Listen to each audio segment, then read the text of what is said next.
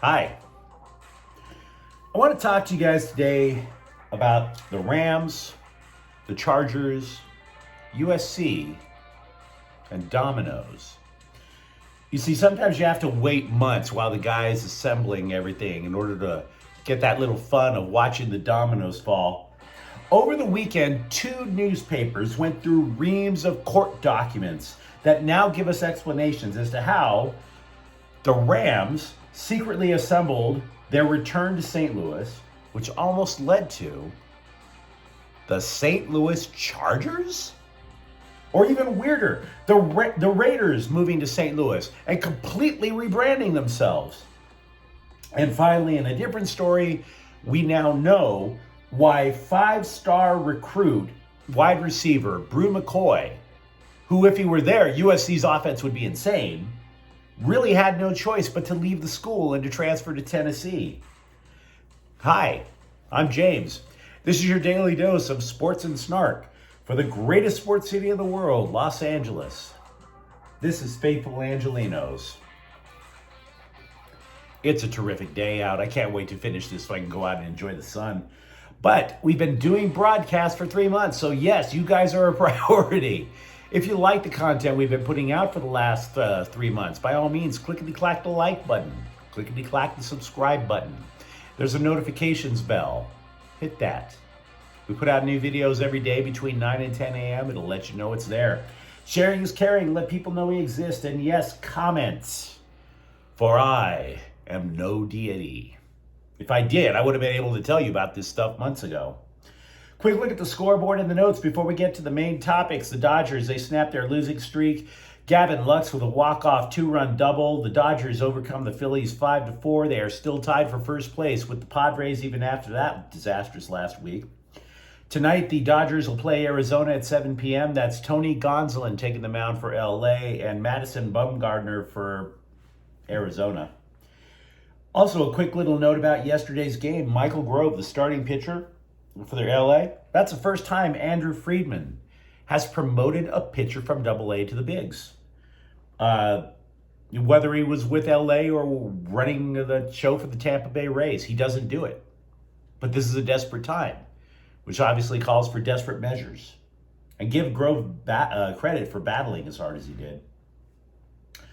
Chargers rookie minicamp opens with 26 players. Safety JT Webb, the third-round pick, did not participate. He doesn't have a contract yet. He was there, though. Guard Zion Johnson said he hadn't played on the right side of the offensive line, so he really, really wants the reps there. Chargers will hold joint practices with Dallas this summer, by the way. Rams coach Sean McVay said he still wants Odell Beckham Jr. without a doubt. Now, having said that, who knows? Transfers. USC is adding a cornerback, Jacoby Covington. He is a transfer from Washington. Meanwhile, UCLA, they lose a defensive lineman, Odua Isabor. He's gone. He is transferred to Cal.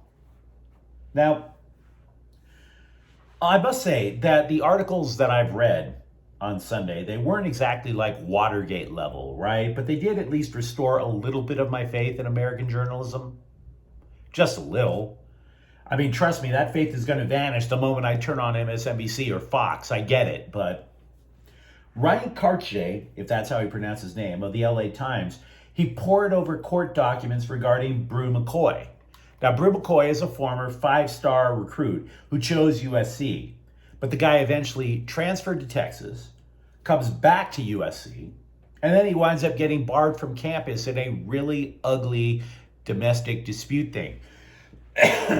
He was arrested July 24th following an alleged incident where an ex-girlfriend was eventually hospitalized. The LA County District Attorney declined to file charges. The office called it he said, she said. The accuser's given a pseudonym. And look, a lot of us old school types are we're like, you should never hit a woman ever, right? And we would think good riddance. But there are two sides to every story. This is just gnarly. McCoy's attorneys provided the court with text messages with threats from the girl to him, plus threats against other women he knew. So he goes out and he blocks the number, and there are now messages that his attorneys claim was from her sent through burner phones. and various apps. You might have heard of WhatsApp. You can text people through that. Then a neighbor listed him as the victim of domestic violence. It's just nasty. The ex-girlfriend alleged McCoy had strangled her, headbutted her, kicked her, punched her. It led to concussions, broken nose, bruises, and he denies it, but let's be real, that just doesn't sound good at all. In the meantime, though, there are photos of McCoy with scratches, bruises, and bite marks. Now, you could argue those are defensive wounds. They very well be. But there are also accusations that she was angry of an Instagram pic of him with other women. He claims that she punched him, grabbed his testicles, choked him, and ransacked his room because she wanted to inspect his phone and then tried to burn his place down. Both the woman and McCoy have been handcuffed. So all I want to say is this. It would have been nice to see Bru McCoy as a 5-star recruit line up with this newfangled USC offense with Lincoln Riley. But that guy should have went to Tennessee all along. You have to leave, dude. You can't. You got to be thousands of miles away from her. I don't know which one of you is right. I don't know which one of you is wrong. You guys are just not right together. Thousands upon thousands of miles. It's the only way to keep both of you guys safe. Now, you might remember the city of St. Louis, they settled a lawsuit with the NFL out of court regarding the Rams moving from St. Louis back to LA. Here's the thing. They have a point, but the Rams have a point. And the NFL tried to screw everybody involved, I might add, except for the Rams. Back in 2014, NFL Commissioner Roger Goodell lied through his teeth at a press conference, claiming he didn't know anything about the Rams wanting to leave St. Louis. Only Rams owner Stan Kroenke had long before briefed Goodell. Everybody involved with bringing the NFL back to LA, including Disney CEO Michael Eisner, were working under the cover of darkness. Now, these things were all exposed as a result of St. Louis suing the NFL. There were a bunch of court documents released. I want to pause to let you know 3 things about this. 1, I don't give a damn if St. Louis's feelings were hurt about the Rams coming back. You jerks stole my team in the first place, so your feelings don't mean squat to me, pal. Right? Why should I care? Number 2, I worked in St. Louis for 3 months. It is an awful, violent, racist city. I know, I was there. And you keep touting that arch in that town because if you're not looking up at that arch, you're looking down and noticing that you're standing in feces and syringes. So no. I don't want to hear about how great St. Louis is. I mean, I acknowledge, though, that you really love your sports, but that is a gnarly town. 3, the story I'm referring to is from the St. Louis Post-Dispatch. And I used to be a reporter for another paper owned by the Post-Dispatch owner, Lee Enterprises. The report that I'm referencing details how Kroenke saw St. Louis on this downward economic trajectory. And he wanted out because he knew he was going to be losing money hand over fist. So in order to placate St. Louis, the league, which knew the Rams were losing money or about to lose money because the city was going on this economic downturn, the league plotted to screw the Chargers, allegedly. They were either going to screw the Chargers by having them move to St. Louis or have the Raiders go to St. Louis. Only the NFL would literally rip the team from owner Mark Davis, rebrand the team, rebrand them. That iconic logo, the silver and black, gone. And call them the, St. Louis River Rats or something like that. And then they would have ripped the team from Davis under a, quote, special diversity initiative, which probably would have meant selling it to minority ownership groups. Only it wouldn't have been fair to take the team from Davis, of course, because he's not a Russian oligarch. It would have screwed whoever the replacement team was. See, here's why the Rams left St. Louis, according to the court documents. The Rams, they wanted upgrades at the Edward James Dome. And arbitrators who went through the contract and went through the arguments actually ruled in favor of the Rams. But officials there were like, no, we don't have the money to do it. We can't do it, right?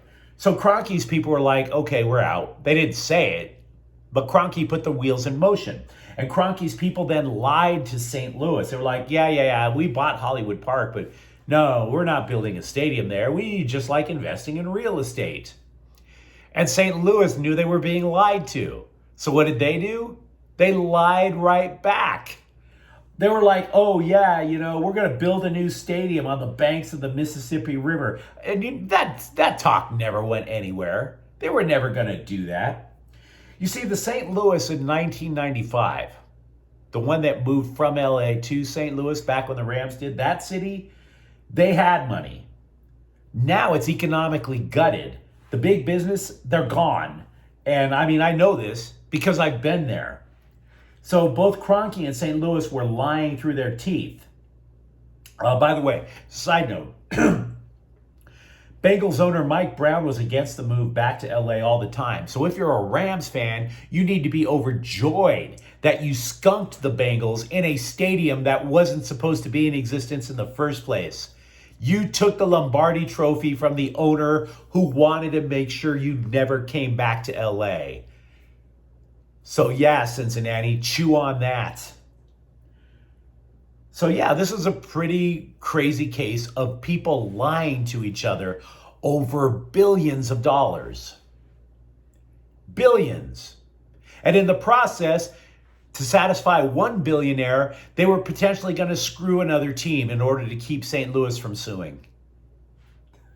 So my question is not to the Rams fans, but to the Chargers fans.